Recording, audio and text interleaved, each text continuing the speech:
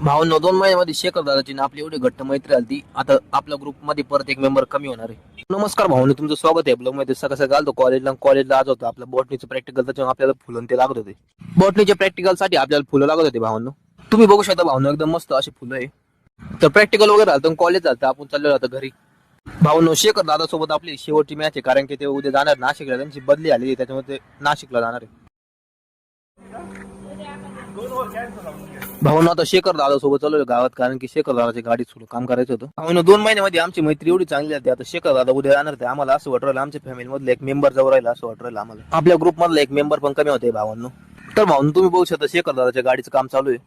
भावनो गाडीचं काम झालं, आता आम्ही आलो बीएम स्वीट मध्ये नाश्ता करण्यासाठी.